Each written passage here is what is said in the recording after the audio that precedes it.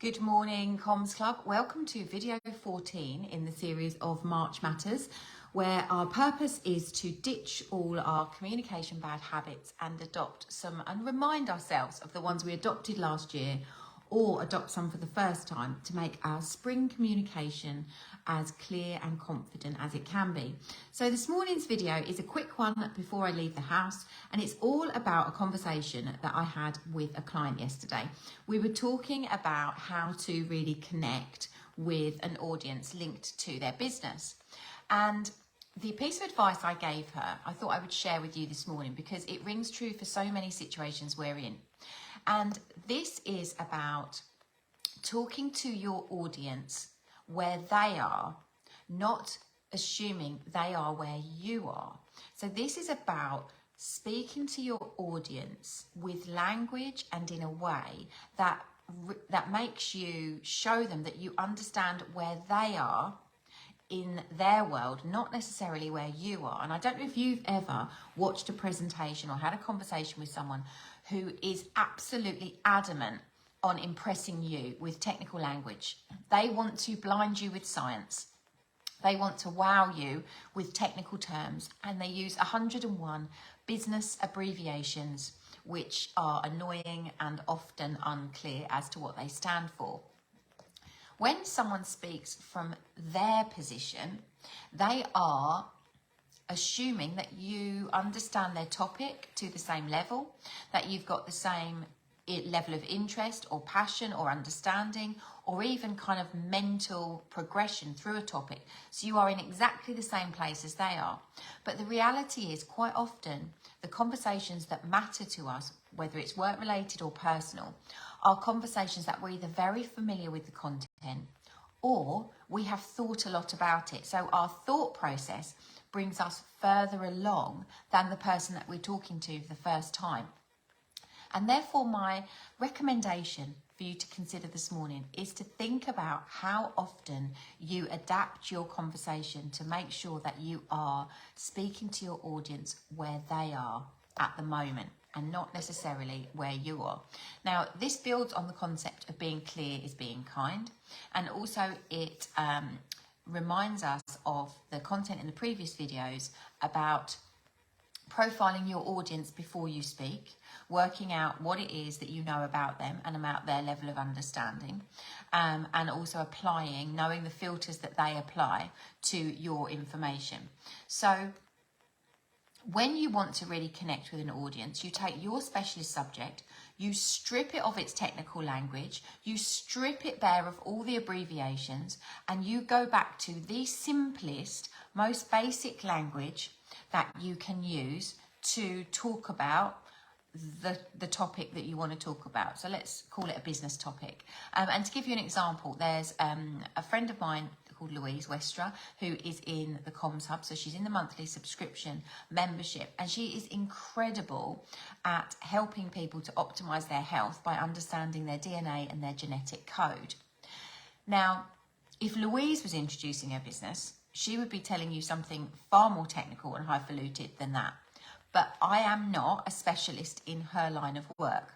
So where I am in understanding DNA and genetics for great health is simply that when you look at DNA and genetics, you can help people understand their individual coding so that they can see what is working well, what's not working well in their body, and you can make suggestions to help them get optimal health. Now, that's the language that Louise needed to use to talk to me about her business when I was intrigued as to whether it would help Brooke on her personal health journey. Now, what Louise had to refrain from doing was to start talking about all these genetic pieces of information with long, double, triple barreled names, because that's not where I am at the moment in my understanding of DNA and genetics.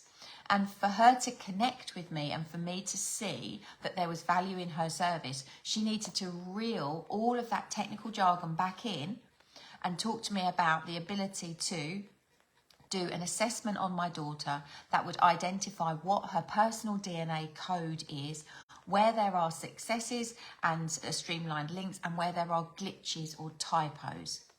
Now, I'm sure that there's a technical word in DNA and genetic coding for a combination of genes that don't work well. But I wouldn't understand that because I needed Louise to talk to me in layman's terms. So when she said it's like a genetic typo or a glitch, I got it. I understand conceptually exactly what she's talking about, and I don't need to know the Latin name for it. But what it allowed me to do is, because she spoke about her very technical, very specialist subject, from where I am in my level of understanding, I could connect to her. So there's 3 questions that I would suggest if you want to make sure that you talk to your audience where they are and not where you are starting from. 3 questions that I would consider asking them. What do you think they know about the topic?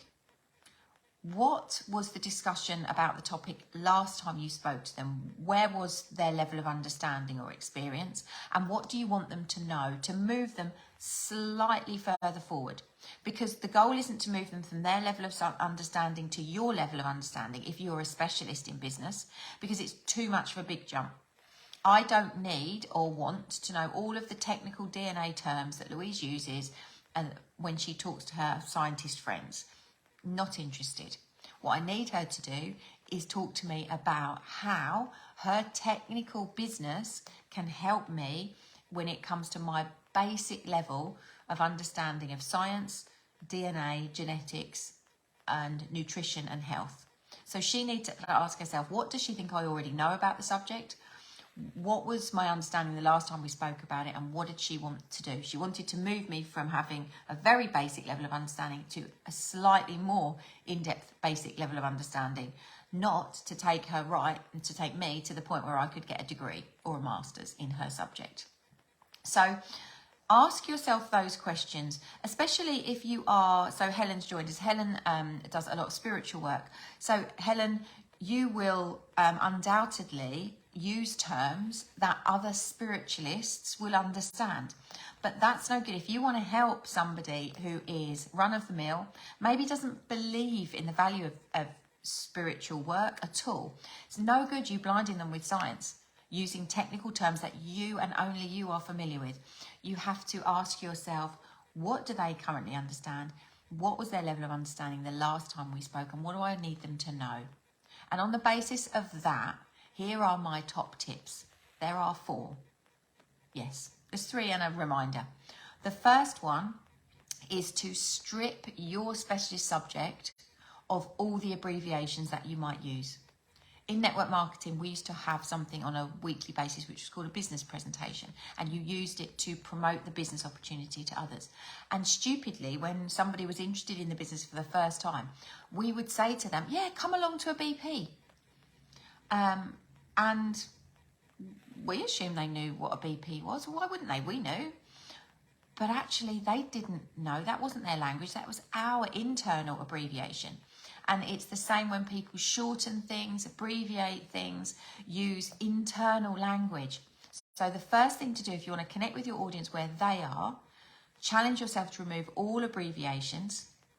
The second thing I would ask you to do is simplify your language. Take the technical stuff out and use layman's terms, because it doesn't matter what you know. What matters is how you talk about what you know so someone else can begin to know what you know. And the third thing is to take the opportunity as often as you need to clarify the other person's understanding. If you're not sure that they're keeping up or that they're still with you on the same page, ask them. Ask them if they've got any questions. Does that make sense? Do you see where I'm coming from? You know, have you got any questions about that? Is that what you expected to hear? Any question that allows somebody to say, not entirely sure, I think I'm with you, I'm just a bit confused about. Give people the invitation to tell you they're confused rather than make the assumption that they are or aren't confused about what you're saying. So therefore, remove your abbreviations, simplify your language, and get clarity on their level of understanding. And I suppose to end this video, the reminder is if you want to connect with an audience who is in a different level of understanding or experience than you are on a topic, remember that the way you speak about your specialist subject, your business, your topic, whatever it is not to impress them. It's to impress something upon them. So therefore, remove the pressure to wow them with what you know and intimidate them with technical language. Your job isn't to impress them with what you know. Surely by communicating, you want to impress something upon them that could help them, that could change their perspective, or that could support them in some way. And therefore, when you have that potential in your goal, it will change the way you communicate. So that's all I want to share with you this morning about communicating where your audience already is, not where you are. It works in the home, in relationships, in friendships, and in work scenarios. I'd love to know what you think. I will see you back here tomorrow for more of the same. Bye for now.